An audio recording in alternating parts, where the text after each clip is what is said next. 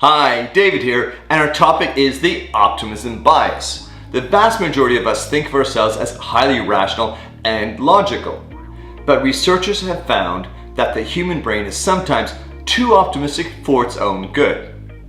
Let's test this out. I'm going to ask you how likely you are to experience each of these following events: divorce, serious illness, job loss. If you have this illusion of invulnerability, you are likely to underestimate the probability that such events will ever impact your life.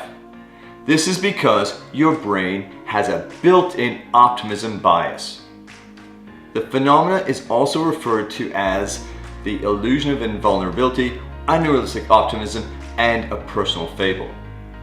This bias leads us to believe that we are less likely to suffer from misfortune and more likely to attain success than reality would suggest. We believe that we will live longer than the average, that our children will be smarter than the average, and that we will be more successful in life than the average. But by definition, we can't all be above average. The optimism bias is essentially a mistaken belief that our chances of experiencing negative events are lower and our chances of experiencing positive events are higher than those of our peers. So what impact does this optimism bias have on us? First off, on the downside, it can lead to poor decision making, which can sometimes have disastrous results. For example, people might skip their yearly physical, not wear their seatbelt, miss adding money to their emergency savings account, or fail to put on sunscreen because they mistakenly believe that they are less likely to get sick, get in an accident, need extra cash, or get skin cancer. Cognitive neuroscientist Tali Sharot, author of The Optimism Bias, a tour of the irrationally positive brain, suggests that while this optimism bias can at times lead to negative outcomes like foolishly engaging in risky behaviors or making poor choices about your health, it can also have its benefits. This optimism enhances well-being by creating a sense of anticipation about the future. If we expect good things to happen, we are more likely to be happy. And this optimism can act as a self-fulfilling prophecy. By believing that we will be successful, people are in fact more likely to be successful. Optimism also motivates us to pursue our goals.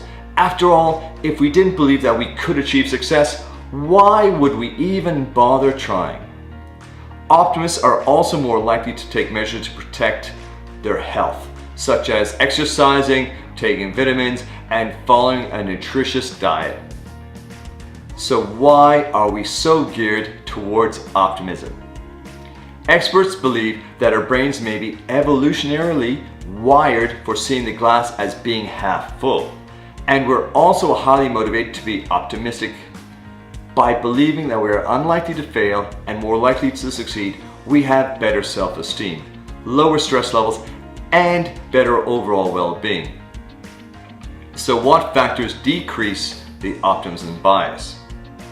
Well, if you're depressed or anxious, you are less likely to experience this illusion of invulnerability. And actually experiencing certain events can reduce the optimism bias. We are less likely to experience the optimism bias when we are comparing ourselves to close loved ones such as friends and family. Interestingly, researchers have attempted to help people reduce the optimism bias, in particular to promote healthy behaviors and reduce risky behaviors. And surprise, they found that reducing or eliminating the bias is incredibly difficult. For example, telling someone about the risk of dying from a particular habit, such as smoking, can actually make them more likely to believe that they will not be negatively affected by the behavior. Engaging risk behaviors aside, we would tend to say the optimism bias is a good thing. So what factors make it more likely to occur? Well, infrequent events are more likely to be influenced by the optimism bias. People tend to think that they're less likely to be affected by things like hurricanes and floods, simply because these are generally not everyday events. People experience the optimism bias more when they think the events are under the direct control and influence of the individual. It's not that people believe things will magically work out, they think that they have the skills and know-how to make it so. Sounds like the perfect time to increase your skills and know-how, and I know of a great place to start. I hope you enjoyed this episode. Do me a favor, subscribe to this channel so you can get updates every time I release new material. Thanks for tuning in. Until I see you next time, go out there every single day of your life, live fully, and be outstanding.